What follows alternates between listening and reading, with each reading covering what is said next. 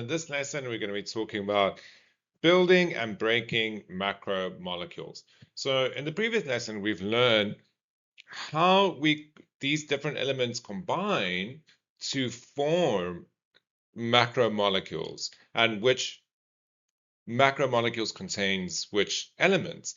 But we need to be able to build and break these macromolecules.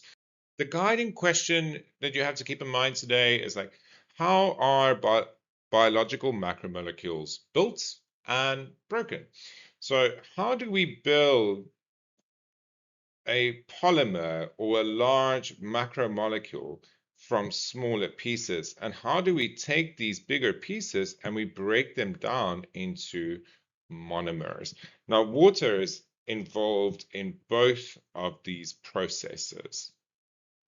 So if we talk about monomers, a monomer is the smallest molecule that can be used as a building block. But this building block, so for amino acids, is the monomer of the polymer, which is proteins. And amino acids is the smallest part that it could still be considered, part of the macromolecules, proteins. Same for carbohydrates, okay? We have carbohydrates. We have monosaccharides. Mono means one sugar and poly means many sugars. So monosaccharide, one sugar, and polysaccharide, many sugars. And then nucleotides is the monomer to form nucleic acids. Now, building requires a covalent bond. So here I have a monomer, and it forms a polymer. Okay, the monomers are now bonded together, and this bond is a covalent bond. So the general pattern is where you have two monomers coming together and it makes a polymer. Now, dehydration. So D means to remove, and hydration is water. So what you're essentially doing is you are removing the water from two monomers. So one monomer loses one of these OH groups and the other one loses a hydrogen and it forms water. So once that happens, a covalent bond forms and water is released. So that's why it's dehydration, because it's removing the water. So polymerization is when you have many monomers coming together and you do have a repeated dehydration synthesis. So here a water would be removed. Here a water would be removed. Over here, a water would be removed. And then in the end, it would form a long polymer with different covalent bonds in between the molecules.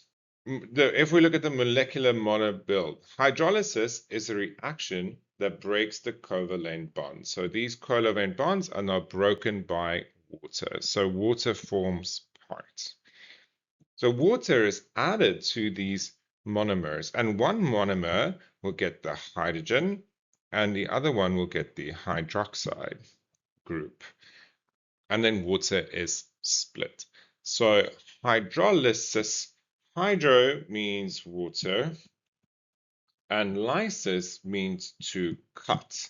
So basically you are cutting it with water. Now, some misconceptions when it comes to building and breaking macromolecules. So hydrolysis builds, no. Hydrolysis, I remember it as hydro means water and lysis means cut. So I'm cutting with water.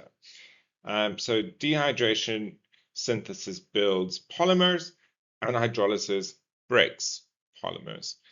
Dehydration synthesis removes the hydrogen and the hydroxyl group to produce waters. Because water is H2O, they will combine to form water. And then finally, hydrolysis adds water to break a covalent bond, and covalent bonds connect monomers in polymers.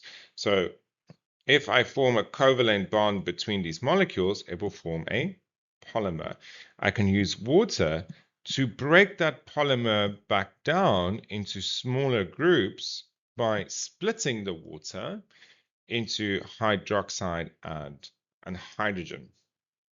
And synthesis, dehydration synthesis, is I remove the water, and when I am hydrolysis means I am cutting with water, so I'm adding the water in.